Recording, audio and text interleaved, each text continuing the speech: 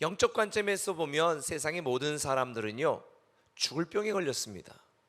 이 죽을 병에 걸려서 다 죽어가고 있습니다. 그런데 사람들은 마스크를 쓰고 거리두기를 하면 그래도 살 수 있을 것처럼 착각하면서 살아가고 있습니다. 그런데 우리가 꼭 알아야 될 것, 결국은 이 죽을 병으로 우리 모두는 다 죽습니다. 사람들이 낙심하게 하고 좌절하게 하고 슬프게 하고 낭망하게 하고, 그리고 여러 가지 고통과 답답함 속에서 왜 죽어가는지도 모른 채 죽어가는 이 죽을 병의 근본 원인이 뭔지 아세요? 죄입니다. 죄라고 하는 이 바이러스에 모든 인류가 다 감염이 되어서 그래서 죽는 것입니다. 우리가 죄를 짓지 않고 죄라는 바이러스에 감염되지 않았다면 우리는 죽지 않습니다. 그런데 이 죄라는 바이러스 때문에 우리는 각종 고통과 슬픔과 불행과 좌절과 낙심이라는 이 각종 증상들이 나타나면서 죽는 것입니다. 이 사실에 대하여 베드로전 이 로마서 5장 12절은 명확하게 말하고 있습니다. 같이 한번 읽어볼까요? 시작. 한 사람으로 말미암아 죄가 세상에 들어오고 죄로 말미암아 사망이 들어왔나니 이와 같이 모든 사람이 죄를 지었으므로 사망이 모든 사람에게 이르렀느니라. 죄로 말미암아서 사망이 세상에 들어왔다. 그리고 모든 사람이 죄를 지었으므로 사망이 모든 사람에게 임하였다. 그래서 로마서 6장 23절은 이렇게 말합니다. 죄의 싹은 사망이라. 이 죄라는 바이러스에 감염이 되었기 때문에 저와 여러분 우리 모두는 다 죽게 되는 것입니다. 그래서 이 죄라고 하는 죽음의 바이러스를 우리가 치료하지 않으면 영원히 죽습니다. 온갖 고통과 답답함을 호소하다가 죽어갑니다. 그런데도 대부분의 세상 사람들은 죄 때문에 죽어간다는 이 근본 원인을 알지 못하고 자기 힘으로 살아보려고 돈이라고 하는 마스크, 권력이라고 하는 거리두기, 애를 써봅니다. 어떤 사람들은 도덕적으로, 윤리적으로 나는 다른 사람과 같지 않습니다, 착합니다, 나는 괜찮은 사람입니다를 증명하려고 합니다. 그리고 왜 죽는지 이 죽음의 병을 규명하려고 온갖 철학과 다양한 종교들이 있습니다. 그런데 사도행전 4장 12절에 있는 것처럼 이 죄의 바이러스는 절대로 세상의 방법으로 치료할 수 없습니다. 천하 만민에게 구원을 얻을 만한 다른 이름을 우리에게 주신 일이 없다. 오직 예수 그리스도만이 우리의 죄를 해결하는 영적 백신이고 유일한 최종 치료제인 줄 믿으시기를 바랍니다. 이런 하나님의 계획과 말씀을 알 수 있는 것이 바로 오늘 본문의 말씀입니다. 26절은 말합니다. 나는 너희를 치료하는 여호와니라. 나는 너희를 치료하는 여호와니라. 본문에 보면 이스라엘 백성들은 출애굽을 하고 수르 광야를 걷습니다. 마치 오늘날 우리가 살고 있는 것처럼 황량하고 공허하고 황폐한 광야를 걷고 있습니다. 이 광야의 낮은 너무 뜨겁습니다. 견딜 수가 없습니다. 그래도 어른들은 성인이니까 걸을 수 있겠죠. 아이들은요, 키가 작으니까 이 지열 때문에 아마 아우성을 쳤을 것입니다. 이게 오늘날 우리가 살아가고 있는 인생 그 모습이 아니고 무엇이겠습니까? 사흘 동안 먹을 물이 없었습니다. 얼마나 고통스럽겠습니까? 그러다가 겨우 마라라고 하는 곳에 도착하여 물을 발견했습니다. 그런데 발견한 물은 너무 써서 먹을 수 없는 것입니다. 자신들의 이 갈증을 전혀 해결할 수가 없었던 거죠. 그러자 백성들이 죽겠다고 어성칩니다. 24절에 백성이 모세에게 원망하여 이르되 우리가 무엇을 마실까? 이 뒤에 보면 또 우리가 무엇을 먹을까? 무엇을 마실까? 무엇을 먹을까? 이런 이스라엘 백성들의 모습은 오늘날 이 세상을 살아가는 사람들의 축소판이 아니겠습니까? 무엇을 마실까? 무엇을 먹을까? 어디서 어떻게 하면 우리가 살아날 수 있을까? 얼마나 많은 사람들이 고통을 당하고 있습니까? 그런데 이런 우리 인생의 결핍과 우리 인생의 갈증은요, 우리의 노력으로 해결되는 게 아니에요. 나는 남들과 다르게 착하게 산다, 거리두기 하고, 돈으로 마스크를, 명예로, 권력으로 아무리 나를 칭칭 포장하고 보호한다 할지라도 죄의 바리우스는 그 누구도 비껴가지 않습니다. 우리 인생을 이렇게 고통스럽게 만드는 근본 원인을 해결해야 됩니다. 오늘 제가 여러분들과 함께 말씀을 나누려고 하는 것처럼 우리 인생을 치료하시는 그 하나님을 만나야 됩니다. 고장난 우리 인생을 치료하고, 깨어진 관계를 치료하고, 무너진 마음을 치료하고, 상한 심령과 병든 영혼을 치료하고, 죄로 죽을 우리의 인생을 치료하시는 하나님 여호와 라파, 그 하나님이 바로 저와 여러분 우리의 하나님인 줄 믿습니다. 이 치료하시는 하나님을 우리가 믿고 살아간다면 우리가 두 가지를 꼭 기억하고 이런 삶을 살아가야 됩니다. 첫 번째는 뜻하지 않은 상황에 낙심 말라는 것입니다. 뜻하지 않은 상황에 낙심하지 말라. 자, 23절 읽어볼까요? 마라에 이르렀더니 그곳 물이 써서 마시지 못하겠으므로 그 이름을 마라라 하였더라. 이건 이스라엘 백성들이 지금 기대하고 있는 상황이 아니죠. 며칠 동안 물이 없어 미칠 지경인데 드디어 오아시스를 만납니다. 야, 물을 마실 수 있겠다 안도했는데 뜻밖의 낙심되고 좌절되는 상황이 전개됩니다. 물은 있지만 물을 먹을 수가 없는 거예요. 이 얼마나 황당합니까? 내가 그토록 필요한 걸 얻었지만 나에게 도움이 되지 않습니다. 내가 사흘 동안 간절히 원했지만 그리고 그걸 구했습니다. 그런데 나에게 아무런 유익이 되지 않습니다. 우리도 인생을 살면서 우리가 기대하고 원하는 걸 얻었지만 전혀 우리에게 도움이 되지 않는 이런 뜻하지 않은 낙심과 낭만과 좌절과 결핍과 상실감의 상황에 직면할 때가 얼마나 많습니까? 그러나 하나님이 우리를 마라로 인도하시는 분명한 이유가 있다. 25절에 거기서 여호와께서, 어디에서? 마라에서, 거기서 여호와께서 그들을 시험하실세. 아하, 하나님이 실수하셔서 이스라엘 백성들을 마라로 인도한 게 아니구나. 마라는 하나님이 이스라엘을 교육하기 위하여 예비한 학교와 같습니다. 학교에서는 뭘 치러요? 시험을 치르죠. 시험을 치르는 이유가 뭘까요? 아이들을 성장시키고 성숙시키기 위해서. 보통 아이들을 가르쳐 보면, 저도 우리 큰아들을 제가 9개월 동안 홈스쿨링 시켰어요. 둘째 아들은 4개월을 홈스쿨링 시켰어요. 물어보는 거예요. 가르치고 너 배운 거 다 이해했니? 다 안 돼요. 시험 보면 엄청 틀려요. 안다는데 시험 보면 틀리는 건 다 이해한 게 아니에요. 시험은 우리의 믿음의 현 주소를 드러냅니다. 우리가 고통을 당할 때, 우리가 아픔을 당할 때 하나님께서 우리에게 마라의 쓴물처럼 시험하실 때가 있습니다. 그러면서 내 믿음의 현상과 현 주소를 다 알게 하시죠. 하나님은 광야의 결핍과 마라의 쓴물을 통해 하나님이 어떤 분인지를 이스라엘 백성들이 잘 알게 만드셨어요.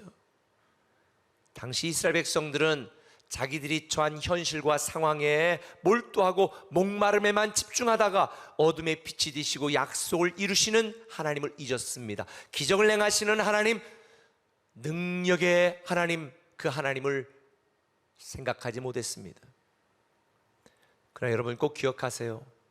하나님은 웨이메이커, 길을 만드시는 하나님, 우리를 승리로 이끄시는 하나님, 앞에서 이끄시고 뒤에서 우리를 지키시는 하나님, 여러분이 뜻하지 않은 답답하고 괴로운 상황에 직면한다 할지라도 낙심하지 마세요. 하나님이 우리를 치료하십니다. 하나님이 우리를 회복하십니다. 사실 당시 이스라엘 백성들의 모습은 오늘날 성도들과 너무나 흡사합니다. 오늘 많은 성도들이 현실을 보면서 낙심합니다. 본문의 백성들처럼 원망합니다. 뜻밖의 상황에 처할 때 무엇을 마실까, 무엇을 먹을까 고민합니다. 그때 어떻게 될까요? 모세는 25절에 모세가 여호와께 부르짖었더니, 모세는 여호와께 부르짖었습니다. 모세가 하나님께 부르짖자 마라의 쓴물을 단물로 바꿀 수 있는 방법을 알려주십니다. 25절 같이 읽어볼까요? 시작. 여호와께서 그에게 한 나무를 가리키시니 그가 물에 던지니 물이 달게 되었더라. 하나님께서 한 나무를 보게 하셨습니다. 그리고 그 나무를 마라의 쓴물에 던지니까 단물로 바뀌었습니다. 저는 여기에서 여호와 일의 하나님을 또 발견합니다. 우리를 위하여 예배하신 하나님, 아브라함이 이삭을 바칠 때 수풀에 뿔에 걸린 양을 발견하게 한 것처럼 마라의 쓴물 때문에 당황하고 있는 이스라엘 백성들에게 한 나무를 준비하셨습니다. 그리고 그 나무를 넣으니까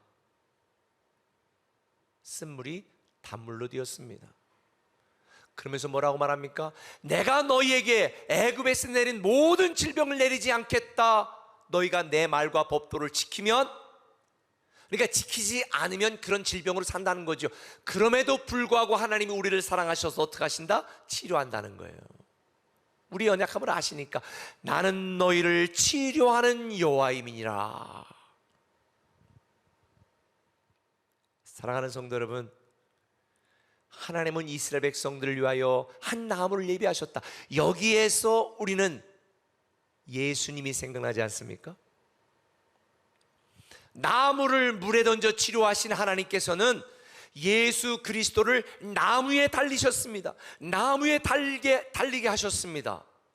나무 십자가, 그리고 그 예수님 때문에 우리가 구원받게 하시고 치료받게 하셨습니다. 이게 베드로전서 2장 24절에 나와 있습니다. 친히 나무에 달려 그 몸으로, 친히 어디에 달려? 나무에 달려 그 몸으로 우리 죄를 담당하셨으니 이는 우리로 죄에 대하여 죽고 의에 대하여 살게 하려 하심이라. 그가 채찍의 나무로 너희는 나음을 입었도다. 치료되었다는 거예요. 나음이라는 거, 라파, 치료되었다는 거예요. 본래 하나님이 의도하고 계획하신 원래대로 회복되었다는 거예요. 이게 치료되는 거예요. 세상의 그 어떤 사람들도 스스로 죄의 문제를, 인생의 고통의 문제를 해결할 수 없습니다. 그저 거리두기와 마스크를 쓸 뿐이죠. 이게 바로 구약 율법의 한계입니다. 그래서 예수님을 우리에게 보내주신 거예요. 하나님은 예수님을 이 땅에 보내셔서 한 나무에 달리게 하시고 그 예수를 바라보고 믿는 자들마다 죄의 바이러스를 다 박멸하고 죽어도 죽지 않고 영원히 사는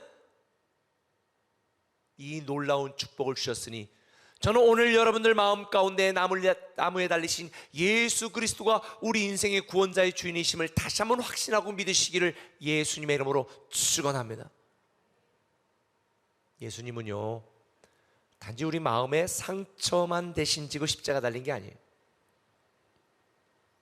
우리 육신의 질병, 나를 힘들게 하는 환경의 문제, 그리고 우리의 상처와 슬픔의 문제를 위해서도 십자가를 지셨습니다.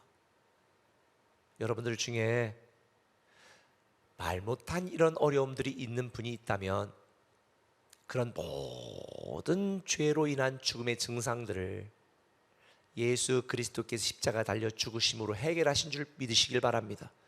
그래서 우리는 예수 그리스도 안에 살아야 되는 거예요. 우리를 치료하시는 예수 그리스도의 제자로 살아야 되는 거예요.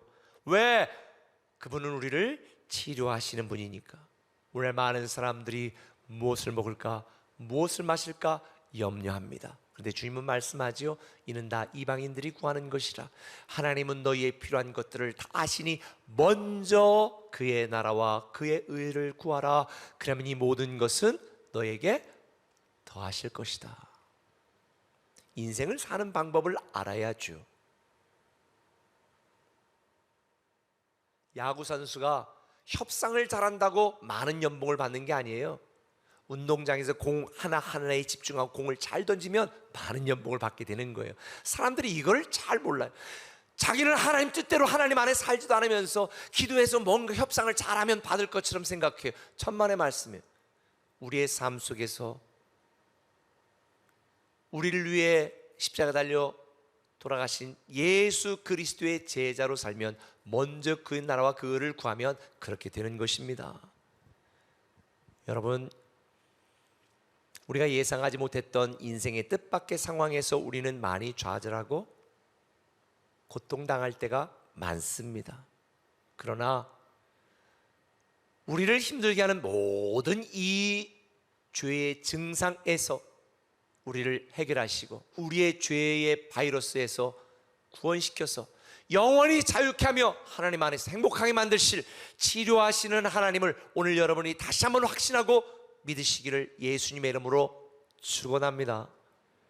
한 걸음 더 나가서요, 두 번째는 뜻대로 사는 신앙을 유지하자는 것입니다. 27절 읽어볼까요? 그들이 엘림에 이르니 거기에 물샘 12과 종려나무 70그루가 있는지라. 거기서 그들이 그 물 곁에 장막을 치니라. 오늘 일부 성도들이 오해하고 있는 게 있어요. 엘림의 축복은 우리의 의로운 행위나 노력이나 헌신을 통하여 주어지는 보상이라고 생각합니다. No! 하나님을 믿고 하나님 뜻대로 살면, 하나님 뜻대로 사는 신앙을 유지하면 하나님이 우리를 그쪽으로 인도하시는 하나님의 예비된 선물이다. 그래서 하나님께서는 엘림에 도착하기 전에 마라에서 이스라엘 백성들을 시험하신 거예요. 아니, 왜 시험했냐고요? 아까 말씀드렸잖아요. 이스라엘 백성들이 하나님 뜻대로 사는 신앙을 유지하도록, 그들의 신앙이 성장하고 성숙하도록, 하나님이 어떤 분인지를 알고 경험하도록 하나님은 그들을 시험하셨어요. 그래서 25절에 보면 그들을 위하여 법도와 율례를 정하시고 거기서 그들을 시험하셨다. 골탕 먹이려고 시험한 게 아니에요. 그들을 위하여 시험하신 거예요. 누구를 위하여? 우리를 위하여 어려움도 고통도 때로는 허락하신다는 거예요. 여기서 시험이라고 하는 단어는 나사우라는 단어인데 이것은 훈련하다, 경험하다라는 의미도 있습니다. 그러니까 하나님께서는 이스라엘 백성들을 시험했다는 말은 하나님이 어떤 분인지를 경험하게 하고 하나님 분이 어떤 분인지를 알고 믿고 뜻대로 유지한 신앙을 갖도록 훈련했다는 의미인 거죠. 하나님의 법도와 율례, 이 훈련이 왜 중요했을까요? 당시 이스라엘 백성들은 애굽에서 400년 동안 살면서 하나님이 어떤 분인지를 제대로 경험한 적이 없어요. 하나님을 어떻게 섬겨야 되는지 율례와 법도를 받은 적이 없어. 사사기 시대처럼 각각 다 자기 속에는 좋은 대로 섬겼어. 그런데 하나님께서 나는 이렇게 섬겨야 된다라고 율례와 법도와 규례를 정하신 거예요. 애굽의 문화와 기준으로 살던 백성들에게 이제는 하나님의 문화와 하나님의 기준과 하나님의 뜻대로 살도록 훈련시키고 경험하게 하고 가르치는 거예요. 탈북자들이 한국에 오면 제일 먼저 모여서 훈련받는 곳이 있습니다. 하나원이라고. 그 하나원에서 근무했던 한 신학생이 말하는 거예요. 대부분의 탈북자들은 한국에 오면 이 민주주의라는 게 다 자기 마음대로 뭐든지 자기 마음대로 다 하면 되는 걸로 착각하고 온대요. 민주주의는 자기 마음대로 하는 게 아니에요. 요즘 여러분 마음대로 하세요? 착각하는 거죠. 다시 말하면 이스라엘 백성들도 하나님의 백성이 어떻게 살아야 되는지를 몰랐습니다.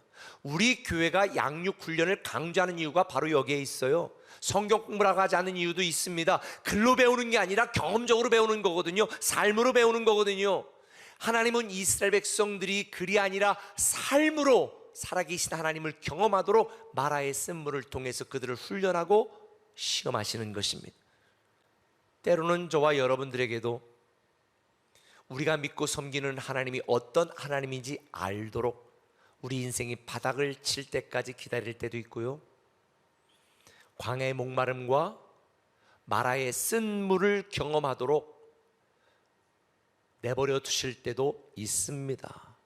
그러나 이건 우리를 죽이려는 게 아니고 하나님이 실수한 게 아니고 우리가 믿고 섬기는 하나님이 어떤 하나님인지를 알고 경험하여 하나님 뜻대로 사는 신앙을 유지하게 만들기 위해서입니다. 삼손은요, 큰 능력을 가졌지만 영적으로 훈련되지 않아서 그의 마지막이 비참했습니다. 여러분이 얼마나 많은 능력과 열정이 있는지는 별로 중요하지 않아요. 얼마나 말씀으로 잘 훈련되었느냐가 중요해요. 교회에서 어떤 직분을 가졌느냐도 중요하지 않습니다. 어떤 믿음으로, 헌신으로, 겸손으로 훈련되었느냐가 훨씬 더 중요한 거예요. 십자가 보혈로 씻음받고 죄에서 치료받은 하나님의 사람들은 하나님의 말씀과 하나님의 뜻대로 사는 훈련을 해야 됩니다.